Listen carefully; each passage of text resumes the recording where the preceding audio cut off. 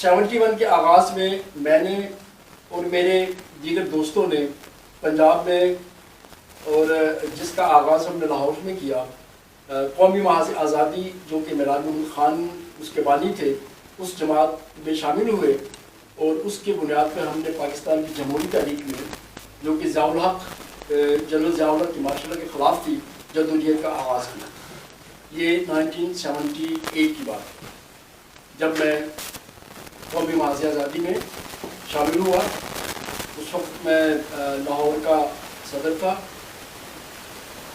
اور بعد ازاں یہ جدوجہد وکلا کے پلیٹ فارم سے اس وقت ہم نے، میں کیونکہ وکیل بن چکا تھا، لاہور بار کا ممبر بن گیا، اور بار کی سطح پہ بھی ہم نے ضیاء الحق کے خلاف جدوجہد کا آغاز کیا۔ جلسے، جلوس، میٹنگز جن میں ہمارے سینئر وکلا رہنما شامل تھے، ان کی قیادت میں ہم نے لاہور میں، جبکہ اس وقت بھٹو صاحب کی گرفتاری کے بعد پیپلز پارٹی تقریباً سرگرمیوں سے یہ کہہ لیں کہ خوف کا عالم طاری تھا کہ سیاسی جماعتیں کوئی قدم اٹھا نہ پا رہی تھی۔ اس وقت کھل کے سیاست نہیں ہوتی، کھل کے سیاست نہیں تھی، تو ہم نے ٹیکٹیکلی وکلا کے پلیٹ فارم کو آرگنائز کیا۔ اس کی بنیاد پہ ہم نے لاہور میں جلسے، میٹنگز اور جلوس کا آغاز کیا، جس میں ہماری بنیاد تھی پاکستان میں انسانی حقوق، جس میں اظہار رائے کی آزادی، پریس کی آزادی، اجتماع کی آزادی اور مارشل لا کا خاتمہ۔ یہ اس وقت ہمارے بنیادی نعرے تھے، جس کی بنیاد پہ ہم نے وکلا پلیٹ فارم سے قومی محاذ آزادی۔ جی، آپ ہائی جیکنگ پہ آئے، یہ کیا سلسلہ ہوا تھا؟ ہائی جیکنگ جو ہے وہ 1981 میں ہوئی، اور ہائی جیکنگ کے کانسیکوینسز جو ہیں، اس کے نتائج تو شاید آپ بعد میں ڈسکس کریں، مگر چونکہ بھٹو صاحب 1971 اپریل میں بھٹو صاحب کو ہینگ کر دیا گیا، 79 میں، جی 1979 میں جی بھٹو صاحب کو ہینگ کر دیا گیا۔ اس وقت پاکستان میں حقوق عالم طاری تھا، بے پناہ سیاسی کارکن جو ہے ان کو جیلوں میں بند کیا گیا، ٹارچر کیا گیا۔ آپ بھی اس میں شامل رہے ہیں، میں بھی اس میں شامل تھا، اور اسی طرح بے پناہ طالب علم، رہنما، ہمارے مزدور طبقے کے لوگ، ٹریڈ یونین سے جو اس جدوجہد میں شامل ہو رہے تھے، بے پناہ صحافی جن کو کوڑوں کی سزائیں دی گئی، کوڑے لگائے گئے انہیں۔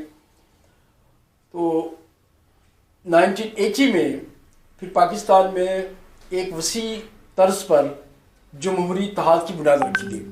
اس سے قبل بائیں بازو کی جماعتیں، جن میں قومی محاذ آزادی، میران محمد خان کی زیر قیادت، میجر محمد اسحاق صاحب کی مزدور کسان پارٹی، اور اس طرح دیگر چھوٹی بائیں بازو کی پارٹیاں ایک جدوجہد کے عمل میں جلسے، جلوس، پروٹیسٹ، یہ ہم آرگنائز کرتے تھے۔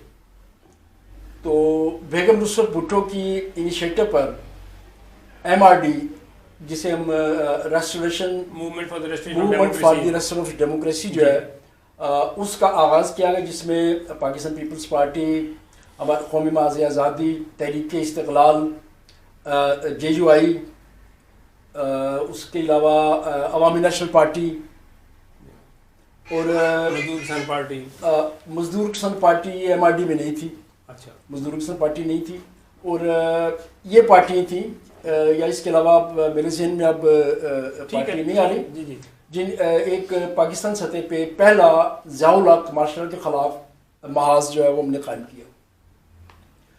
اور اس سے قبل مجھ پہ 5-7 کیسز مارشل لا کے اپنا تھے، جیل میں بھی ضیاء الحق کے دور میں تقریباً 3 بار آنا جانا رہا، مگر 1981 میں MRD کا ایک اجتماع، بہت بڑا اجتماع، بڑے سمرات کے اس کی لیڈرشپ کا میٹنگ تھی پہلی، محمود القصوری جو پاکستان کے بہت معروف وکیل تھے، ان کے گھر پہ، جس میں بیگم نصرت بھٹو، ایئر مارشل افضل خان، میران محمد خان اور ساری پاکستان کی لیڈرشپ جو ہے وہ اس میں شمولیت کے لیے آ رہی تھی۔ تو میں بھی قومی محاذ آزادی کی طرف سے اس میٹنگ میں شامل ہونے کے لیے وہاں پہ موجود تھا۔ تو اس وقت پولیس نے اور سیکورٹی فورسز نے گھیرا ڈال کے تمام لوگوں کو گرفتار کر لیا، جس میں میں بھی ایک قومی محاذ آزادی کے کارکن کے، MRD کے کارکن کے طور پہ پکڑا گیا، اور جیل میں ڈال دیا گیا. اس دوران جبکہ ایم آر ڈی کی وجہ سے ایک بہت بڑا اپسٹ پاکستان میں، اس کے قیام کے بعد پاکستان کے سیاسی کارکنوں کو، عوام کو ایک طاقت، ایک حوصلہ ملا کہ تمام سیاسی جماعتیں جو پہلے ایک دوسرے کے ساتھ نبردہ جماعت تھی وہ یکجا ہو گئی ہیں، وہ اکٹھی ہو گئی ہیں مارشاء اللہ کے خلاف، مارشاء اللہ کے جبر کے خلاف اور جمہوریت بحال کرنے کے لیے. تو عوام میں ایک بہت بڑا اپتھرش تھا. جی جی. تو دیکھتے ہی دیکھتے کیا ہوا کہ ہم اس وقت جیل میں تھے کہ ایک طیارہ پشاور سے اغوا کر کے کابل لے جایا گیا، جس سے کہا گیا کہ اسے مرتضیٰ بھٹو نے اغوا کروایا. کہا جاتا ہے، ہمیں تو اس کا بارے میں آج تک معلوم نہیں ہوا کس نے اغوا کروایا.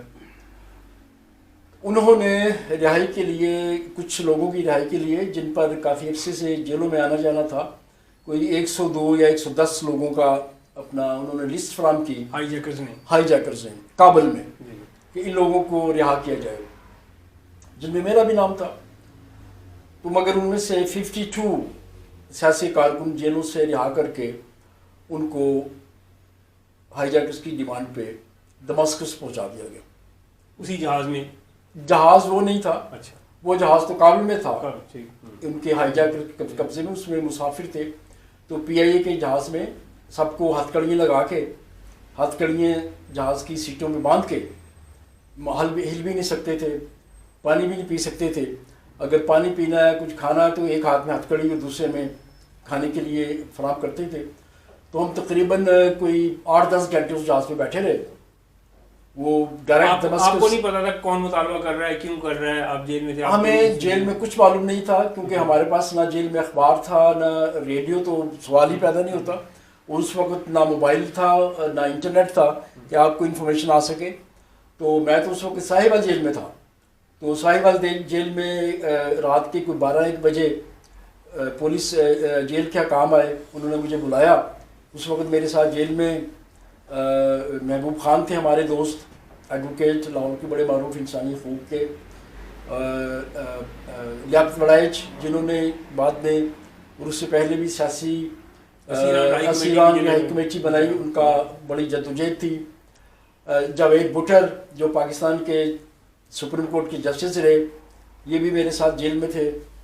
اور اس کے علاوہ بڑے بڑے نام تھے. فاروق الغاری بھی تھے جو پاکستان کے صدر بنے، جنہوں نے بعد میں پاکستان پیپلز پارٹی کی حکومت کا خاتمہ بھی کیا. وہ بھی اس وقت جیل میں تھے، ساہیوال جیل میں. تو باقی کچھ لوگ لاہور جیل میں گزر، انہوں نے ٹرانسفر کر دیے. تو مجھے رات کے 12 بجے گاڑی میں بٹھا کے لے گئے. ایک سیکورٹی کی گاڑی تھی اور ایک دوسری گاڑی، اس میں بٹھایا مجھے، اور کچھ نہیں بتایا گیا کہ مجھے کہاں لے کے جا رہے ہیں. کہا کہ ہم آپ کو لاہور میں لے کے جا رہے ہیں اور ٹرانسفر کر رہے ہیں.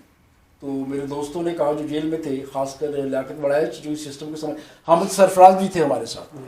حامد سرفراز جو پاکستان کے بہت بڑے پولیٹیکل لیڈر رہے، تحریک استقلال کے تھے، شیخ مجیب الرحمان کے بڑے ٹرسٹیڈ اپنا سیاسی رہنما تھے پاکستان کے، وہ بھی تھے ہمارے ساتھ ساہیوال میں. تو وہ کہنے لگے کہ اس وقت رات کو آج تک کبھی ٹرانسفر ہوئی نہیں ہے، یہ یقیناً کوئی اچھنبے کی بات ہے، کوئی خطرناک بات ہے. تو ان کا یہ کہنا تھا ہو سکتا ہے کہ میرا نام ہائی جیکرز نے دے دیا ہو، اسی لیے مجھے لاہور میں لے کے جا رہے ہیں. تو لے گئے رات کو. جب میں لاہور جیل میں پہنچا تو وہاں جا کے مجھے بتایا گیا کہ مجھے ہائی جیکرز کی ڈیمانڈ پہ لاہور میں منتقل کیا گیا ہے. اور وہاں لاہور جیل میں پنجاب سے جتنے بھی سیاسی قیدی جنہیں ہائی جیکرز کی ڈیمانڈ پہ رہا کر پاکستان سے باہر بھیجنا تھا، ان سب کو یکجا کیا لاہور کیمپ جیل میں. ان میں ڈاکٹر غلام حسین تھے، ڈاکٹر جواد تھے، جاوید حکیم قریشی تھے، سردار مظہر تھے، اس کے علاوہ اور ارشد عوان تھے، اعظم چودھری محمد اعظم تھے، طارق بشیر چیمہ تھے جو آج کل پاکستان کی گورنمنٹ میں فیڈرل منسٹر ہیں، اور اس کے علاوہ اور دوست تھے. ان سب کو لاہور جیل میں یکجا کیا گیا تھا تاکہ ان کو اکٹھے کر کے کسی ارینجمنٹ کے ذریعے کسی اور جہاز میں آگے بھیجا جائے.